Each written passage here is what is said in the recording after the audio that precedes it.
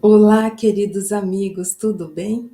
Dando continuidade aos nossos estudos, adentraremos ao versículo 32 do capítulo 24 do Evangelho de Mateus.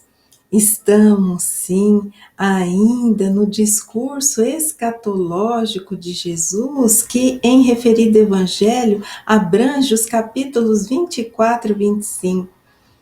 Adentraremos a algumas parábolas que nos dizem a respeito acerca da vigilância.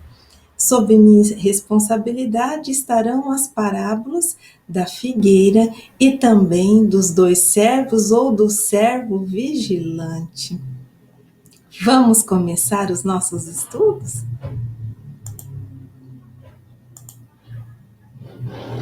Estamos novamente diante de uma mensagem que Jesus proferiu primeiramente aos discípulos, que foram os depositários fiéis dessa mensagem e que guardaram e trataram de multiplicar essa mensagem para que ela chegasse a toda a humanidade. E essas parábolas da vigilância. O que seria vigilância?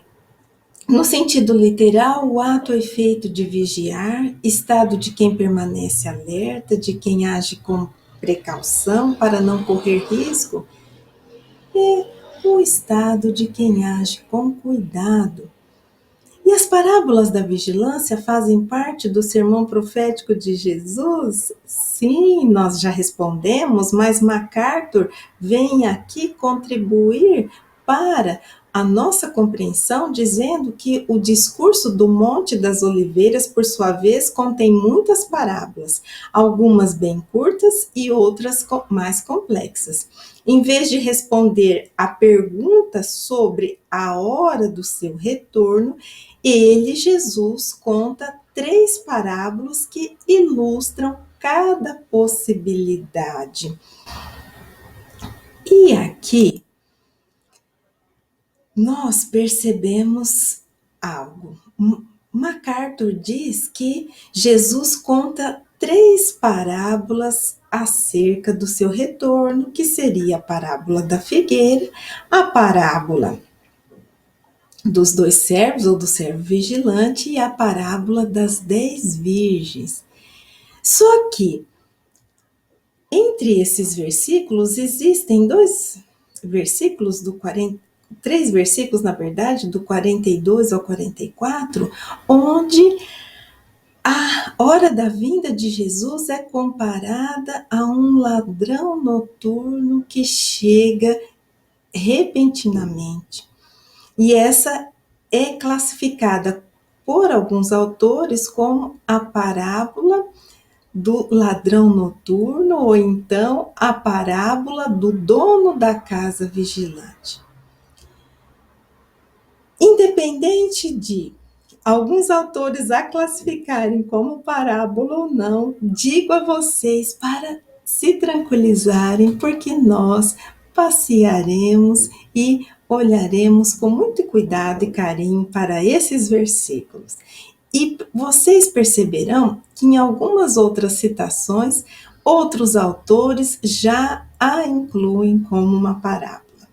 Esclarecimentos feitos, continuemos com a colaboração e o olhar de outros autores, estudiosos e teólogos, e agora entrando na parábola propriamente dita.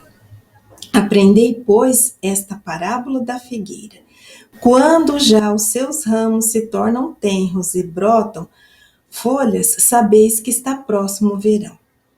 Igualmente, quando virdes todas essas coisas, sabei que ele está próximo, às portas. Em verdade vos digo que não passará esta geração sem que todas essas coisas aconteçam. O céu e a terra passarão, mas as minhas palavras não hão de passar. Mas daquele dia e hora ninguém sabe, nem os anjos do céu, mas unicamente meu Pai. Queridos amigos, imaginem O que seria para nós nos depararmos com a parábola da figueira, sem termos estudado todas aquelas predições, revelações e alertas de Jesus que estão contidas nos versículos anteriores nesse capítulo 24 de Mateus. Ficaria muito difícil o nosso entendimento, porque lembrando de tudo aquilo que Jesus ensinou aos seus discípulos e que chegaram até nós naquele discurso do Monte das Oliveiras, nós conseguimos compreender melhor a que estava se referindo Jesus quando contou aos seus discípulos essa parábola. Mas agora vamos compreendê-la um pouquinho melhor.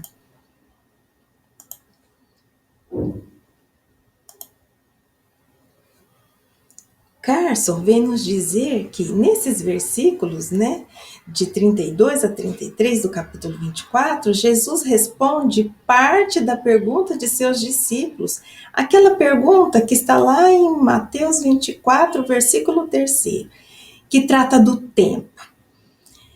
E vamos relembrar aquele versículo? E estando assentado no Monte das Oliveiras, chegaram-se a ele os seus discípulos em particular, dizendo: Dize-nos quando serão essas coisas e que sinal haverá da tua vinda e do fim do mundo. Então, Carson faz menção que a parábola da figueira se refere ao sinal da vinda do Mestre. A Nova Versão Internacional da Bíblia nos diz: o tempo da vinda é desconhecido, exceto para o Pai, mas haverá sinais claros antes dela. Ela, a figueira, é escolhida porque se destaca no inverno da Palestina mais do que as outras árvores em virtude da sua secura e ausência de folhas, e o aparecimento das primeiras folhas é um sinal seguro da primavera. Para o observador, os sinais da vinda vão ser igualmente claros quando forem dados. A Nova Versão Internacional da Bíblia também nos diz um frequente símbolo bíblico, a figueira representando a nação de Israel. E aqui nos é citado Jeremias 24, Joel capítulo 1, Oséias capítulo 9. Em todos esses versículos e passagens do Antigo Testamento, nós encontramos a figueira, assim como esse símbolo da nação de Israel. A característica especial da árvore, já mencionada antes, é que seus frutos e folhas aparecem quase ao mesmo tempo. Quanto ela tem folhas, o verão está próximo. Por isso, Jesus associa a nação revigorada com a aproximação desses acontecimentos escatológicos. E aqui, Jesus, então, está comparando os sinais da sua vinda à figueira. Por quê? Uma planta que no inverno caracteriza-se pela secura, e quando começam a brotar as folhas, é sinal de que a primavera chega. Então, é sinal de uma mudança de estação. A volta de Jesus, ou a vinda ou a parousia, seria marcada por quê? Sim, por uma mudança também. Uma mudança da ordem das coisas, como vimos nos estudos anteriores. Então, quando essa mudança começar a ser percebida por todos, está próxima a hora do retorno do Messias prometido. Num primeiro momento, é essa alusão que podemos fazer, mas continuemos com as nossas reflexões. Quando aqui é falado acerca da nação de Israel, gostaríamos de fazer uma observação. Porque Se olharmos de maneira um pouco desatenta e descuidada, podemos pensar que existe aí uma predileção ao povo de Israel, mas não é isso o que acontece. Vamos lá na questão 262 do livro O Consolador, onde é perguntado a Emmanuel por que razão a palavra das profecias parece dirigida invariavelmente ao povo de Israel. Em todos os textos das profecias, Israel deve ser considerada como símbolo de toda a humanidade terrestre, sob a égide sacrossanta do Cristo. Aqui, então, a pergunta se refere às profecias, mas a resposta de Emmanuel pode ser muito bem compreendida para todos esses símbolos utilizados em relação à nação de Israel e todas as vezes em que nós encontramos algo que nos remete a essa nação. Então, aqui Emmanuel nos esclarece que podemos sim compreender Israel como uma referência a toda a humanidade, sem predileções e sem diferenças. Continuando.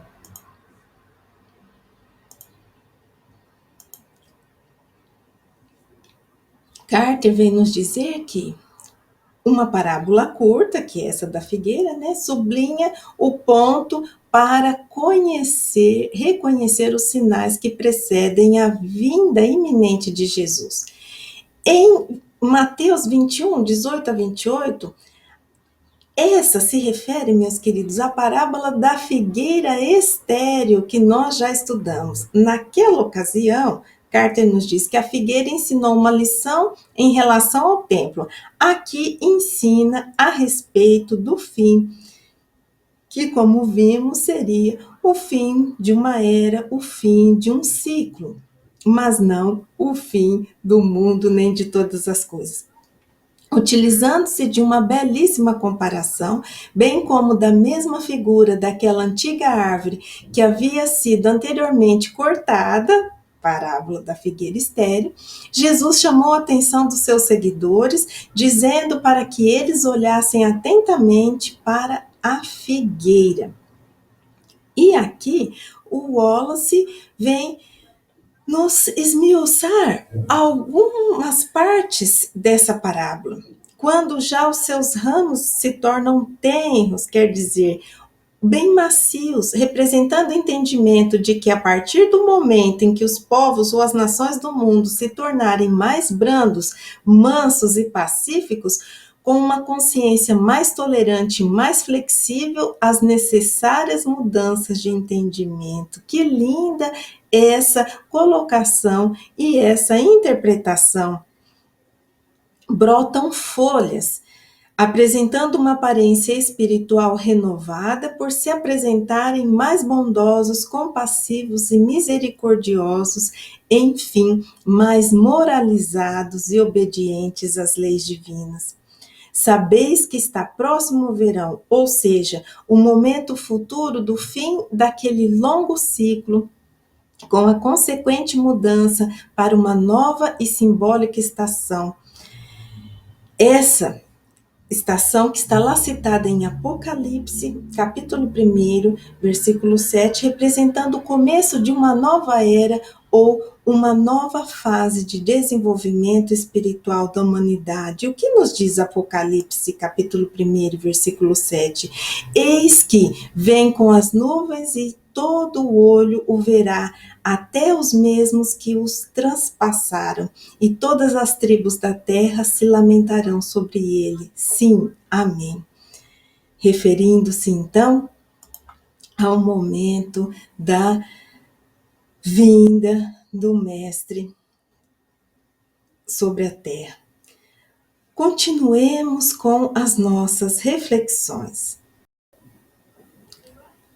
Quantos ensinamentos extraímos das mínimas palavras ditas por Jesus, Nesses breves versículos da palavra da figueira estão contidos princípios das verdades eternas e divinas transmitidas por Jesus a cada um de nós. Continuemos então com as nossas reflexões e compreensões acerca desse ensinamento. O Wallace vem nos dizer: igualmente, quando virdes todas estas coisas acontecerem ao longo do tempo, isto é, quando tiverem constatado o efetivo cumprimento de todos aqueles sinais precursores que haviam sido revelados por ele, conforme consta nas antigas escrituras judaico-cristãs. Saber que o reino de Deus está perto. Aqui, o Wallace faz citação ao que está escrito não no Evangelho de Mateus, mas sim no Evangelho de Lucas, capítulo 21, versículo 31, que é o momento do simbólico início do reinado espiritual e definitivo do Cristo no mundo. Vamos ver o que Kardec nos diz no livro A Gênese. São chegados os tempos, dizem-nos de todas as partes, marcados por Deus em grandes acontecimentos, em que grandes acontecimentos se vão dar para a regeneração da humanidade. O progresso da humanidade se cumpre, pois, em virtude de uma lei.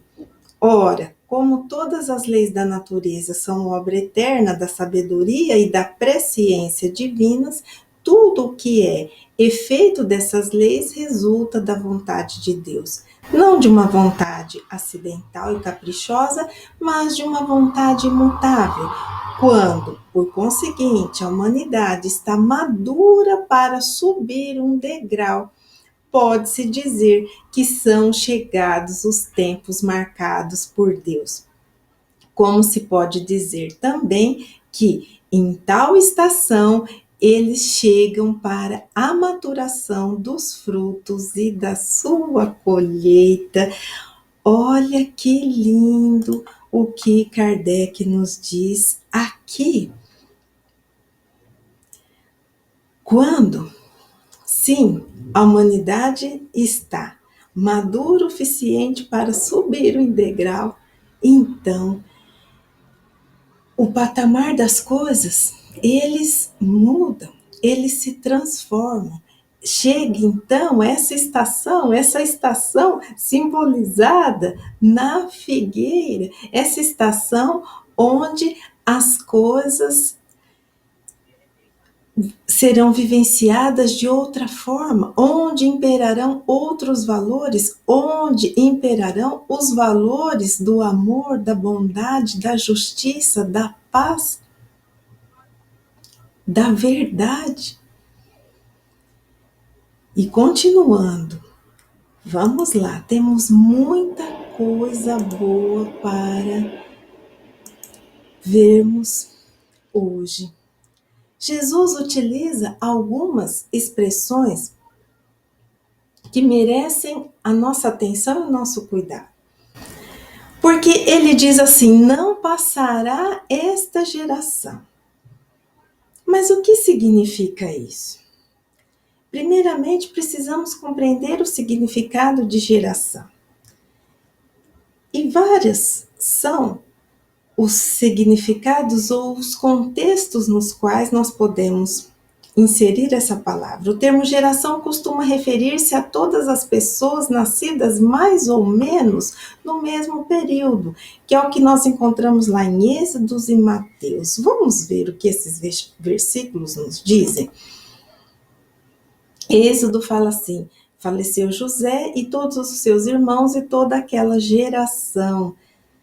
Mateus nos diz assim: mas a quem assemelharei esta geração é semelhante aos meninos que se assentam nas praças e clamam aos seus companheiros.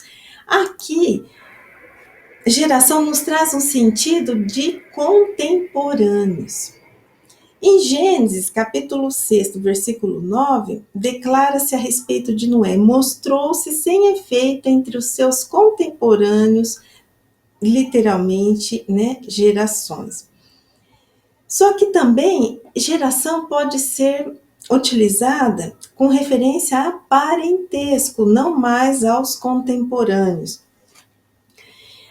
Pode referir-se a grupo de descendentes, tais como filhos e filhas ou netos, é o que nós encontramos em Jó. E o que nos diz em Jó 42, versículo 16?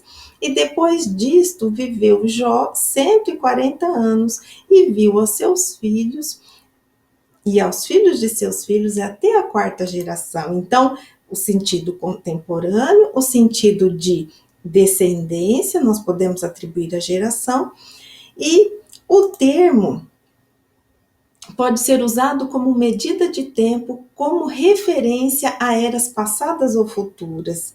Então, também pode, sim, ser usado como tempo, quando nós dizemos assim, quando o termo geração é usado com referência a pessoas que vivem em determinada época. Não se pode especificar a duração exata dela, exceto que o prazo estaria dentro de limites razoáveis. Esses limites seriam determinados pela duração da vida das pessoas da respectiva época ou população. Então, é necessário tomar em consideração o contexto para determinar o que se quer dizer a palavra geração.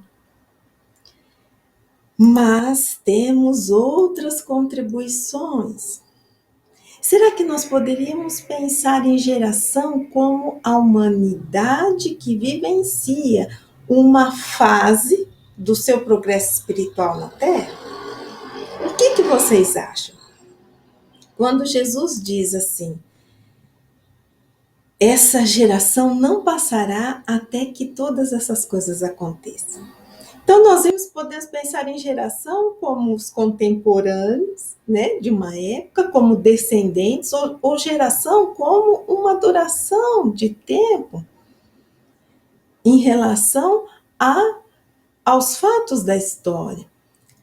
Só que nós também não podemos pensar isso em geração como aquela humanidade que vivencia uma fase do seu progresso na Terra.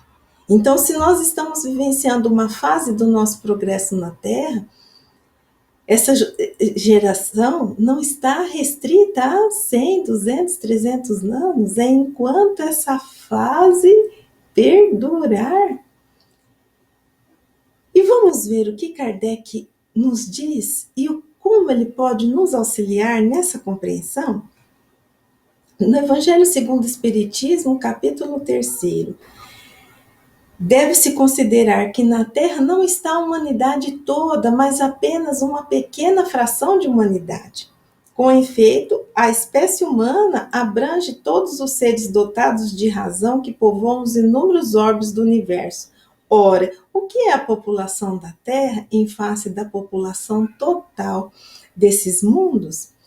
Muito menos que a de uma aldeia em confronto com a de um grande império. Então, se nós imaginarmos que a população da Terra é uma parte do todo, de toda a população humana existente nos incontáveis planetas que existem no universo ou nos multiversos, como dizem, sim, nós podemos pensar nessa população da Terra como uma geração, como espíritos que estão passando uma fase do seu desenvolvimento neste planeta que já foi primitivo, que está na condição de provas e expiações, que passará a mundo de regeneração, depois a mundos felizes e depois a mundo celeste ou divinos, certo? Continuando. O que mais podemos compreender dessa mensagem?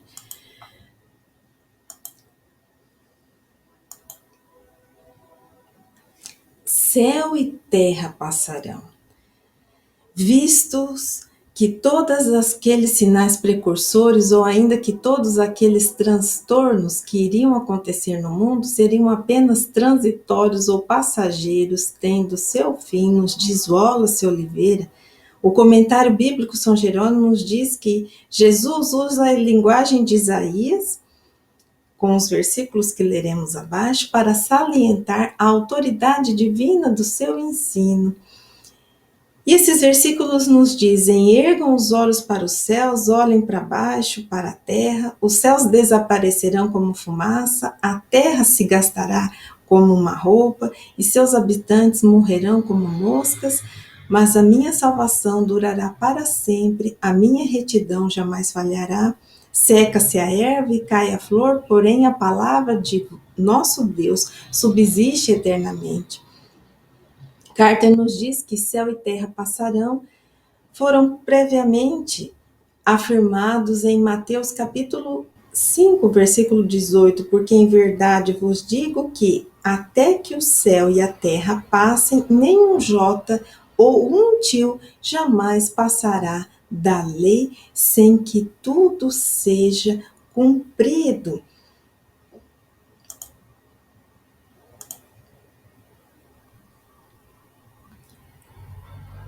Minhas palavras não passarão. A autoridade e a validade eterna das palavras de Jesus não são nada menos que a autoridade e a validade eterna das palavras de Deus. O Evangelho de João, dentre os 4 evangelhos, é o que insiste mais claramente na divindade de Jesus e também insiste com igual vigor na dependência de Jesus do Pai e na obediência dele ao Pai.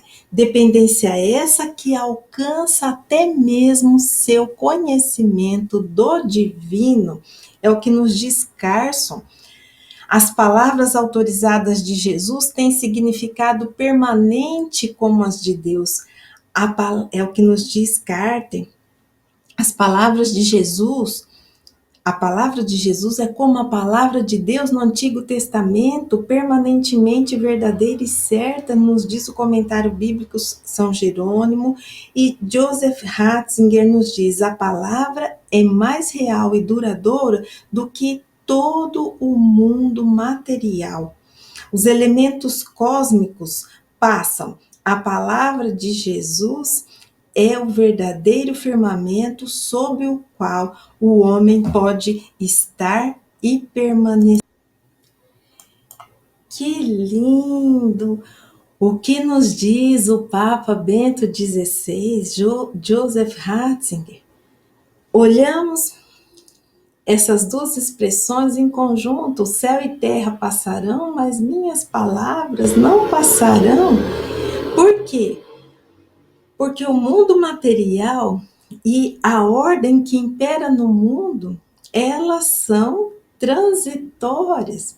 Mas o que é o verdadeiro, o que permanece, é a palavra do Cristo. E por que a palavra do Cristo? Porque ela é a fiel representação da lei divina. Porque Jesus é o Verbo divino.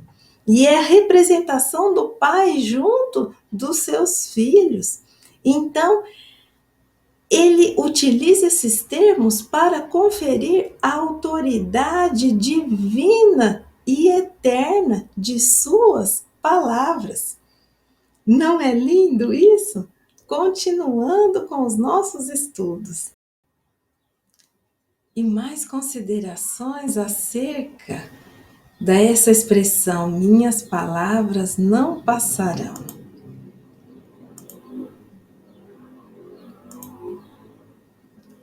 Wallace Oliveira vem nos dizer: mas as minhas palavras não hão de passar, porque a verdade divina revelada por ele é sempre eterna, e o novo Consolador prometido que iria vir ao mundo ficará sempre entre os homens. E ele cita João 14,16, que nos diz assim: eu rogarei ao Pai e ele vos dará outro Consolador para que fique convosco para sempre. E o que Kardec nos diz em A Gênese? capítulo 17, as palavras de Jesus não passarão, porque serão verdadeiras em todos os tempos. Será eterno o seu código de moral, porque consagra as condições do bem que conduz o homem ao seu destino reto. Mas terão as suas palavras chegado até nós puras de toda a ganga e de falsas interpretações? Apreenderam-lhes o espírito todas as seitas cristãs? Todas finalmente serão assim, em teoria como na prática, expressão pura dessa doutrina? Se, pois, as diferentes seitas se contradizem, se umas consideram verdadeiro o que outras condenam como heresias, impossível é que todas estejam com a verdade. Se todas houvessem apreendido o sentido verdadeiro do ensino evangélico, todas se teriam encontrado no mesmo terreno e não existiriam seitas. O que não passará é o verdadeiro sentido das palavras de Jesus. O que passará é o que os homens construíram sobre o sentido falso que deram a essas mesmas palavras, e que belíssima reflexão de Kardec nos alertando para um outro apontamento. As palavras de Jesus, sim, são eternas porque refletem as leis divinas e os princípios que estão nela contidos, mas ao longo do caminho houve interpretações incorretas, foram acrescidos ou suprimidos sentidos às palavras do mestre, e aqui Kardec diz que o verdadeiro sentido permanecerá, e aquilo que foi acrescentado ou adulterado pelo homem, e isso cairá por terra. E assim podemos concluir, então, que os ensinos de Jesus são atemporais. Não dizem respeito apenas àquela época, mas a todas as épocas da humanidade. Quanto ao alcance, os seus ensinos são universais, porque não dizem respeito apenas àquele povo, ao povo de Israel e o povo contemporâneo daquele momento, mas dizem respeito a toda a humanidade. Continuando com os nossos estudos. Daquele dia e hora ninguém sabe, está lá no versículo 36. Carter vem nos dizer que o versículo final da sessão declara seu ponto principal: a necessidade de uma vida vigilante e constante, visto que o tempo da vinda de Jesus é desconhecido. Pressões externas e internas e distrações podem frustrar o discipulado fiel. A confissão de ignorância surpreendente, quer dizer, ninguém sabe o dia, né, nem o pai, apenas o pai, desculpe, dada a relação íntima de pai e filho. Essa relação íntima que está lá retratada em Mateus capítulo 11, versículos 25 a 27. E vamos lembrar aqui o que está lá em Mateus 11, capítulo 11, versículo 27, todas as coisas me foram entregues por meu Pai, e ninguém conhece o Filho senão o Pai, e ninguém conhece o Pai senão o Filho, e aquele a quem o Filho o quiser revelar. E Carter ainda continua dizendo que, entretanto, consistente essa ignorância, esse não saber, em outras declarações, em textos apocalípticos, que só Deus sabe o tempo da vinda do Messias, como nós podemos perceber lá em Salmos 17, 21, que recomenda a leitura, ou então saber o tempo do fim, que pode ser encontrado lá em 2 Baruque. E o que seria esse 2 Baruque nesses versículos e capítulos aqui citados? 2 Baruque é um texto judaico, só que é um texto atribuído ao bíblico Baruque, e ele é associado ao Antigo Testamento, mas não é considerado como parte do cânone bíblico, nem pelos judeus, nem pela maioria das denominações cristãs, mas Esse texto versa sobre o tema apocalíptico, por isso que foi citado aqui, que nem lá nesses textos fala do conhecimento desse tempo por outro que não seja Deus. E MacArthur nos traz uma importante contribuição acerca da compreensão desse dia e hora que nem ninguém sabe. Vamos lá. Jesus nega enfaticamente a possibilidade desse conhecimento quanto ao dia e à hora. Ninguém sabe, nem os anjos do céu, nem o Filho, senão somente o Pai. Na verdade, Jesus diz isso repetidas vezes ao longo do discurso, e aqui ele enumera as vezes em que essa expressão ou que essa ideia apareceu. 3 vezes no capítulo 24 e uma vez no capítulo 25 do Evangelho de Mateus. Vocês não sabem em que dia virá o seu Senhor. O Filho do Homem virá numa hora em que vocês menos esperam. O Senhor daquele servo virá num dia em que ele não o espera e numa hora que não se sabe. Vocês não sabem o dia nem a hora.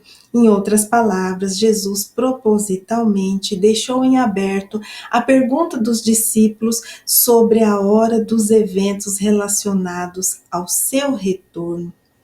Não deixou espaço para especulação ou sensacionalismo, e aqui vamos imaginar que Jesus, com essa imprevisibilidade sobre o dia de seu retorno, estava indiretamente convidando seus discípulos a serem fiéis aos seus ensinos e às suas lições.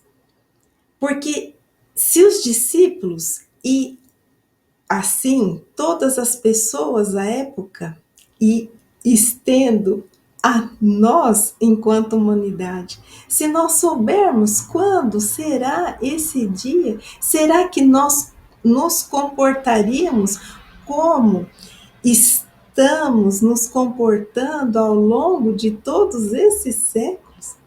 Será que o nosso comportamento seria espontâneo? Então, Jesus convida essa fidelidade a todo tempo, a toda hora. Porque esse dia não se sabe. E assim, de uma outra maneira, Jesus também está convidando aos discípulos e a todos nós a estarmos preparados para esse momento. E só pode estar preparado para esse momento quem estiver com a consciência tranquila do dever retamente cumprido, não é mesmo?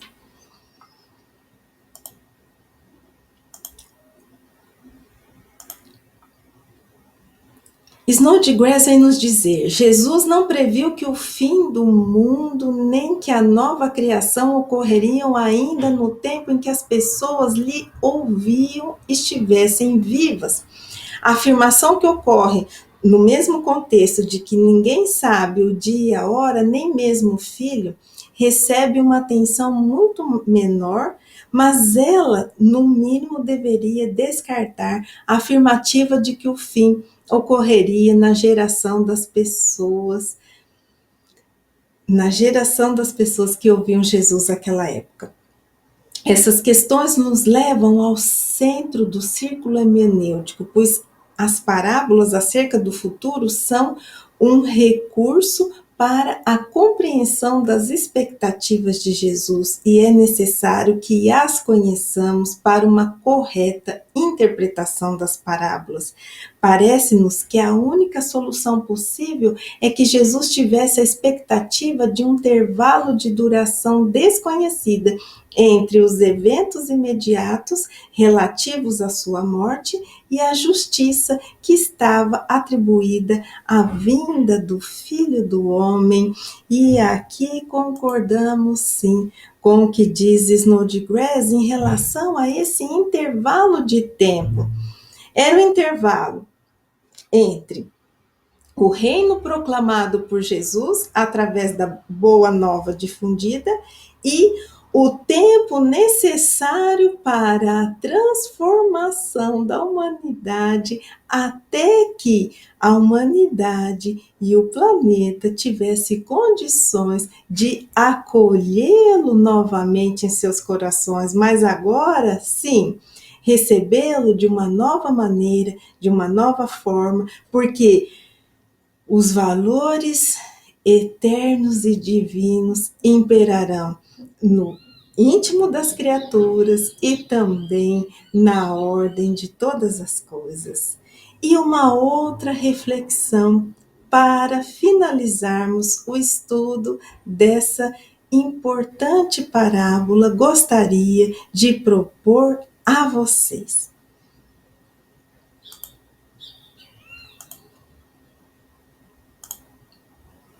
Imprevisível.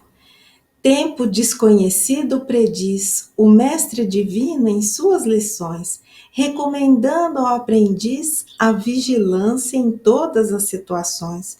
O império dos valores divinos acontecerá sobre a terra, despertando sentimentos genuínos, erradicando a dor e a guerra. Tempo de certeza, as coisas irão se transformar.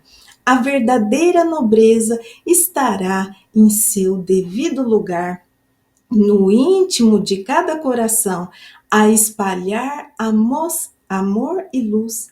Imprevisível e não incerto, a demora é inerente à caminhada no deserto. O progresso é permanente. Estar alerta é sabedoria, é fidelidade ao Criador, vez que não se sabe o dia do reencontro com o Mestre Redentor. Queridos amigos, encontro vocês no próximo estudo, onde avançaremos pelo capítulo 24 do Evangelho de Mateus, agora iniciando o versículo 37. Até lá!